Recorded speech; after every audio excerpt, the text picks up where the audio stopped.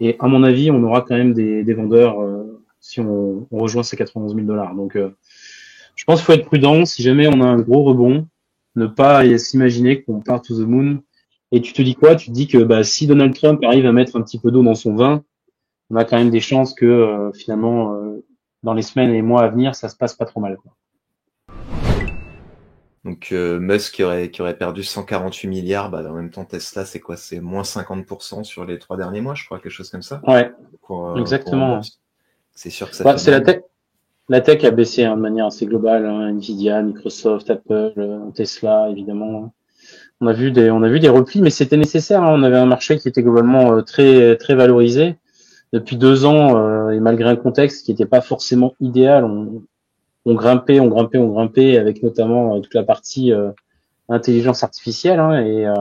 Et le plus curieux, c'est qu'Nvidia, malgré des très bons résultats, ils ont malgré tout plongé. Donc voilà, est-ce que c'est pas juste, tu vois, un, un retour à la normale ou une tentative de retour vers des valorisations un peu plus saines qui est en train de se produire? C'est probable. Maintenant, on va voir comment le marché réagit, étant donné qu'on a eu quand même des bons chiffres d'inflation mercredi, et que globalement, pour tout ce qui est récession, hein, les inquiétudes qu'on a aujourd'hui, c'est une économie qui commencerait à ralentir, et l'inflation qui, malgré tout, ne baisserait pas. Or, on le voit, hein, je pense que Vincent Gann en parle assez régulièrement sur la chaîne YouTube.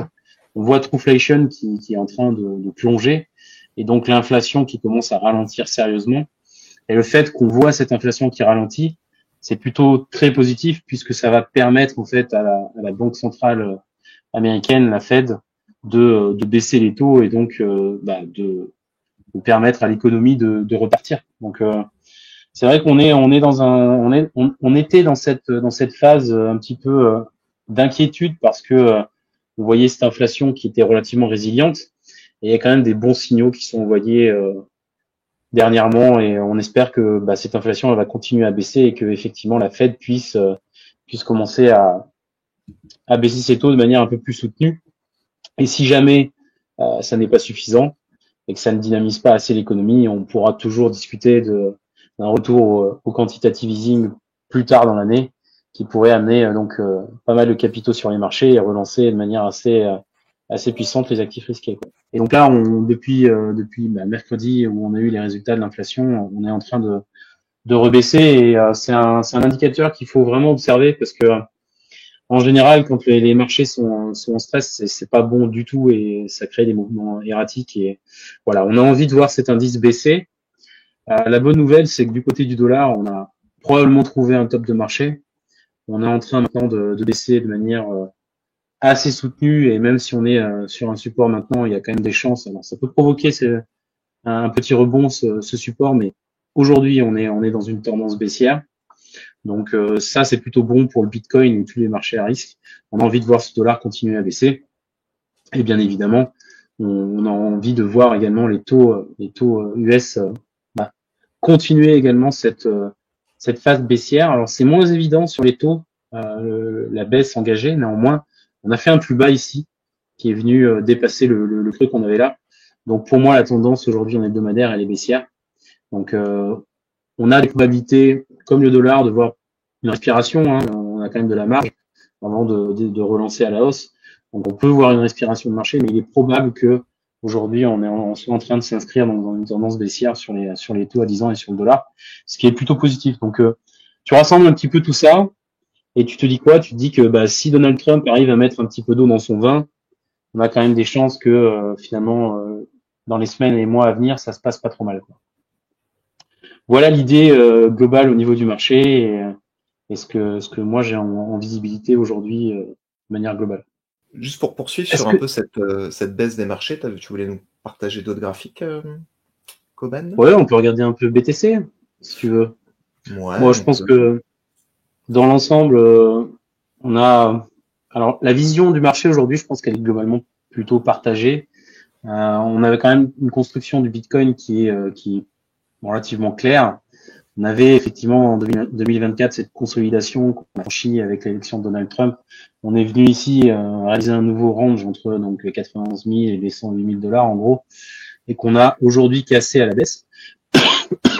On a eu cette tentative là de pump and dump, j'ai envie de dire, mais de rattrapage avec l'annonce de Donald Trump qui nous avait permis de clôturer et de sauver la clôture hebdomadaire. Donc c'était pas la semaine dernière, c'était la semaine d'avant. Malgré tout, ça s'était fait sur une news et donc on a tout ravalé, on est revenu clôturer au plus bas. Aujourd'hui, on est en train de ralentir sur cette baisse. On voit qu'il y a des divergences qui apparaissent, notamment en journalier, sur le BTC. Alors attends, on doit pouvoir l'afficher ici, hein, cette divergence, elle est plutôt claire. Vous voyez que on a ici des creux au niveau du RSI qui sont ascendants, alors que ici les creux sur les graphiques sont baissiers. Donc ça veut pas forcément dire qu'on va se retourner instantanément, mais c'est plutôt signe que les vendeurs sont en train de lever le pied, quoi, concrètement. Donc ça, c'est plutôt une bonne chose. Les divergences journalières, elles sont pas si fréquentes que ça sur BTC, donc quand on en voit une, c'est quand même plutôt un bon signal. Maintenant, on a toujours possibilité d'aller plus bas, puisque on a quand même ce niveau autour des 74 000 $ qui est quand même assez visible et qui était le sommet de cette consolidation 2024 et qui correspond également à la moyenne mobile à 50 semaines. Donc c'est une zone vers laquelle on pourrait éventuellement retourner. Néanmoins, vous savez qu'en général, quand une zone est aussi visible, il est probable que soit on la front-run, qui pourrait être en train de se produire maintenant, soit au contraire qu'on l'enfonce et qu'on aille un petit peu plus bas parce que le marché aura donné raison à une majorité. Et aujourd'hui, la majorité, elle est plus, à mon sens, en train d'attendre les prix autour des 75 000 $, voire les 72 000 $, plutôt que de rentrer maintenant et d'essayer de miser sur une hausse. Donc, on pourrait avoir un rebond dans les jours et semaines à venir. Hein, et toute la question sera de savoir si on arrive à réintégrer ce range et si on est capable justement de trouver la force de pousser à nouveau vers au-dessus des 100 000 $ ou non.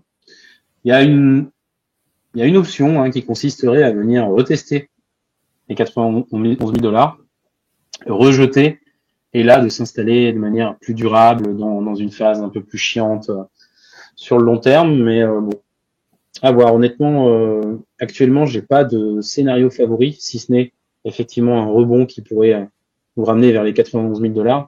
Et je pense qu'à ce moment-là, il faudra étudier comment les prix réagissent et voir si on est plutôt dans un dead cat bond, tu vois, où les vendeurs cherchent à vendre l'intégralité ou une grosse partie de leur crypto, ou si au contraire il y a encore des façons d'espérer aller plus haut. Mais je pense que pas mal de gens s'est fait surprendre dans cette baisse, et à mon avis on aura quand même des vendeurs si on rejoint ces 91 000 $. Donc je pense qu'il faut être prudent. Si jamais on a un gros rebond, ne pas s'imaginer qu'on part to the moon, mais au contraire, pour ceux qui n'ont pas réussi à arbitrer jusqu'à présent et à prendre quelques profits, ce sera peut-être une opportunité de prendre, on va dire, quelques profits et de lever un peu du risque et de reconstruire une poche de cash, quoi. Je crois qu'on demandait une analyse technique de Ethereum dans le chat. De quel token? Le vrai souci d'Ether, c'est pas forcément la configuration graphique, c'est plutôt le fait qu'il montre pas de force, quoi. Donc bon, je pense que tout le monde connaît un petit peu l'histoire, hein. L'histoire du bear market sur Ether était quand même plutôt exceptionnelle, puisqu'on avait réussi à construire un triangle ascendant qui s'est conclu par le franchissement des 2000 $. Aujourd'hui, la problématique, c'est que ces 2000 $, on les a franchis à la baisse et que jusqu'à présent, parce que ça peut évoluer dans le temps, on montre pas forcément de force qui nous laisse penser qu'on a une réelle volonté d'aller se réinstaller au-dessus des 2000 $. Et malheureusement, c'est de cette force dont on a besoin pour espérer aller plus haut sur Ether et réintégrer ce range entre 2000 et 4000 $ qu'on a travaillé quand même depuis mars 2024. Donc aujourd'hui, ça manque de force, Ethereum.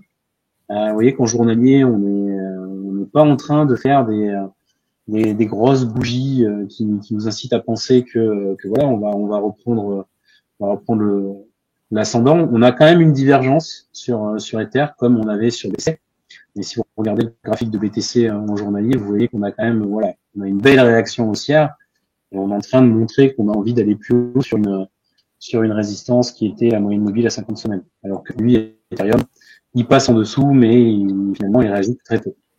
Donc, ça ne veut pas dire que on va s'enfoncer dans les ténèbres, hein, parce que même s'il y a des targets en dessous à 1679 ou 1531 qui sont en fait les creux de ce triangle ascendant, on a toujours cette possibilité de travailler cette liquidité, et ça nous donnerait un bon signal au franchissement des 2100 $. Donc voilà, il faut observer. On a cette baisse qui ralentit. Maintenant, une hausse généralisée des marchés, que ce soit les marchés traditionnels ou les marchés crypto, pourrait redonner à Ethereum la capacité de refranchir cette résistance des 2000 $ pour se réinstaller au-dessus et nous donner déjà une visibilité vers les 3000 $, 3000, 3100 $, puis vers les 4000 $. Et je voulais montrer le graphique préféré de Marius. C'est vrai que voilà, hein, le THBTC, ça continue à plonger. Alors maintenant, on a eu tellement d'échecs dans les rebonds que je pense on peut plus avancer sur jusqu'où on va aller. Mais bon, ce support-là, il est quand même plutôt évident, on range. Hein. Maintenant, il y a quand même des chances qu'on finisse par par aller jusque-là, que ce soit sur un excès ou sur un mouvement un peu plus lent comme on est en train de le connaître aujourd'hui.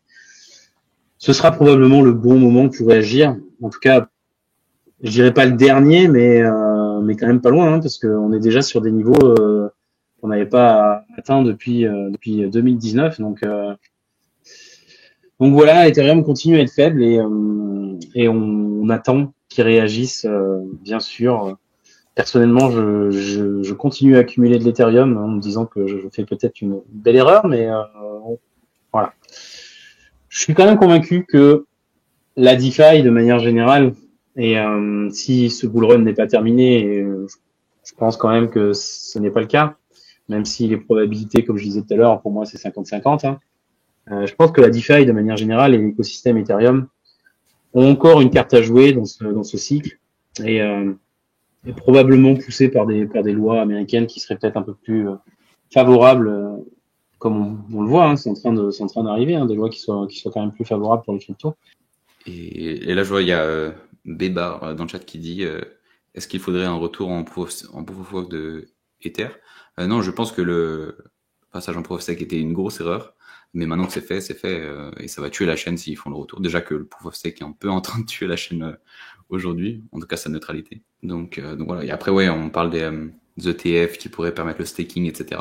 Bah, ça, c'est la même chose. En gros, c'est accepter pleinement la centralisation de son réseau, d'être accaparé par les institutions financières. Et pour moi, c'est la seule manière dont Ether pourrait réespérer performer contre Bitcoin. Sinon, s'ils font pas ça, je les vois pas perdurer. Après, en ce qui concerne le prix du token, je suis pas du tout optimiste. Mais pour l'utilisation du réseau, pourquoi pas. Voilà. Je vois Templar qui mettait même la banque postale est moins chère en frais que TH. Ouais, après, de toute façon, la vision qui est développée, je pense que TH, tu l'utiliseras comme réseau pour sécuriser d'autres réseaux qui seront utilisés par les particuliers parce que beaucoup moins cher en termes de frais de transaction. Je vois mal des particuliers aller utiliser Ethereum pour faire de la DeFi, pour faire tout un tas de choses. Mais par contre, des institutions financières qui, elles, veulent de la sécurité, sont prêtes à payer des dizaines, centaines, milliers de dollars pour une transaction de plusieurs millions, voire milliards, utilisons Ethereum, puisque de toute façon, les frais seront quand même 10 à 100 fois moins chers que via les institutions traditionnelles actuellement. Et sinon, moi, j'ai ma théorie pourquoi Ethereum baisse. Hein. C'est surtout depuis l'annonce du lancement de l'euro numérique. Hein. Là, c'est fini les stablecoins. L'euro numérique va détrôner tous les stablecoins dollars. C'est la fin. Je pense que le marché s'affole là. Lancement en octobre, attention. Hein. Va falloir suivre tout ça. Bon, on en reparlera d'ailleurs avec Alexandre Sachenko parce que c'est qu'il y a quand même un peu deux mondes qui s'opposent, on va dire. Le monde Europe avec donc l'euro numérique, puisque de toute façon l'Europe est à l'ouest dans les stablecoins. Hein. Je crois que stablecoin euro versus dollar, je crois qu'on est à 1%, quelque chose comme ça. Bah ouais, en fait, j'ai l'impression ils se sentent un peu, enfin l'Union européenne se sent un peu pas les maîtres du monde, mais les plus intelligents en tout cas, à dire ah vous voyez Trump, il adopte les cryptos, il a fait son même coin, maintenant il fait une réserve stratégique en Bitcoin, il favorise les stablecoins. C'est forcément que tout ça c'est de la merde. Le mieux c'est l'euro, c'est la finance traditionnelle. Après, Qui bon, dépense des milliards. ils avaient pas tort pour le coup sur le côté des mêmes coins, ça leur a donné plutôt raison. Oui, mais en fait, ils font un mélange de tout. Et c'est un peu ce que je disais au moment où Trump a lancé son même coin, c'est que les gens ils vont voir, ok, il lance son même coin. Évidemment que ça va tomber à zéro. Donc ils vont se dire, ah mais en fait, son même coin et tout ce qu'il fait avec les cryptos, parce qu'ils mettent tout dans un même sac, c'est nul, ça sert à rien. Alors que non, dedans, il y a des choses qui peuvent être bien et qui peuvent servir à la finance traditionnelle, dont Ethereum, les stablecoins, etc. Donc l'Union européenne, notamment Lagarde et Van der Leyen, les députés européens se disent, ah mais en fait Trump, il a vraiment rien compris, c'est nous qui avons raison. Et donc ça mène à avoir des financements de plusieurs milliards pour un outil que personne n'a voulu, donc les monnaies numériques de banque centrale, personne ne l'a demandé. Et les États-Unis de l'autre côté, ils ont déjà une monnaie numérique de banque centrale qui s'appelle l'USDT ou l'USDC, et qui a été financée par le privé, qu'aucun contribuable n'a payé pour, et que les gens sont libres ou non d'utiliser. Donc voilà, c'est le jour et la nuit. Après, ouais, il y a quand même quelques inquiétudes qui ont émergé sur l'euro numérique par des parlementaires européens. Donc je vous repartage ça parce qu'il y a eu une panne de Target 2, qui a empêché des paiements, de régler des transactions entre les banques entre elles. Bon bah voilà, ce genre de panne-là, quand tu utilises un réseau comme Ethereum, tu les évites, et c'est pas le cas. Alors, je parle d'Ethereum parce qu'on parlait d'Ethereum juste avant, mais que ce soit Bitcoin ou en tout cas des réseaux décentralisés, distribués, voilà, si tu préfères, permettent d'empêcher ce type de panne-là. Donc voilà, cet incident porte un coup à la crédibilité de la BCE, a déclaré Markus Ferber, que je ne connais pas. Donc bah c'est vrai que ça peut être inquiétant. Ça peut être inquiétant de se dire que tu dépends de quelque chose qui peut tomber en panne à n'importe quel moment. Alors que, bon, hormis Solana, Ethereum, à l'inverse de Solana, pardon, n'est jamais tombé en panne à ma connaissance, en tout cas. Il y a eu des hacks, il y a eu des problèmes de sécurité, non dépendants du réseau d'ailleurs, hein. Ou en tout cas Bybit, voilà, c'est une des spécificités d'Ethereum, contrairement à Bitcoin, qui a pu permettre ça. Mais en tout cas, pas de problème de sécurité. Ok, je voulais avoir un dernier sujet moi de mon côté, si jamais ça intéresse le chat, c'était revenir un peu sur ce qui se passe sur Solana là, pour ceux qui une proposition qui ferait potentiellement changer donc le taux d'inflation du jeton Sol, puisqu'actuellement on est à peu près 4,8%, je crois, d'inflation sur l'année, et l'inflation chute tous les ans de 15% a priori. Et donc il y a une proposition qui a été faite ces derniers temps par des ingénieurs de Multicoin Capital qui a investi un gros montant dans Solana dans une ICO, 20 millions je crois, de dollars. Et donc eux, ils proposent d'ajuster le taux d'inflation de Solana selon le nombre de tokens qui sont stackés. En gros, s'il y a moins de 33% de l'offre de Solana qui est stackée, alors on va augmenter la rémunération, le rendement pour aller inciter les gens à venir stacker du Solana. Et inversement, plus le taux est élevé, s'il est à plus de 33%, il me semble que c'est ça, alors on va diminuer le rendement de ceux qui stake du Solana, parce qu'on considère que le réseau est donc assez sécurisé, et on évite de créer trop de nouveaux sols qui pourraient diluer globalement le nombre de tokens, et donc que le prix soit que les gens vendent et que le prix n'augmente pas assez. En gros, l'intérêt de faire ça, ce serait de réduire la pression vendeuse, donc puisque potentiellement les stakers qui gagnent du sol les vendent directement pour rembourser ou pour gagner de l'argent, pour rembourser les coûts de faire tourner un validateur ou pour gagner de l'argent. Et donc potentiellement ça pourrait prendre fin. Ils disent aussi que ça pourrait permettre d'améliorer la sécurité du réseau, parce que là actuellement qu'il y ait 33% ou 80% des Solana qui soient stakés, on a la même inflation et on n'a pas forcément d'intérêt les gens n'ont pas forcément d'intérêt à venir staker, parce que le rendement reste le même, peu importe le pourcentage de gens qui stake. Et voilà, et rendre évidemment Solana plus attrayant pour les investisseurs, parce que le prix du sol augmenterait, vu qu'il y aurait moins de pression vendeuse. Mais par contre, le côté un peu négatif, c'est que pour le coup, si les rendements chutent pour les validateurs et les stakers, alors ça veut dire que les petits stakers, ciao, parce que c'est plus intéressant pour eux. Ça voudrait dire que les plus grosses baleines, en fait, elles sont un petit peu elles sont privilégiées, puisque pour le coup, il y aurait peut-être plus qu'elles qui seraient en capacité de faire tourner des nœuds de staking et donc de gagner un petit peu d'inflation. Et ils resteraient avec leur gros montant de sol. Et surtout, ils pourraient manipuler en fait un petit peu l'inflation en se coordonnant et en disant là on va retirer du staking tant de pourcentage pour passer à tel niveau pour augmenter l'inflation et le rendement, etc.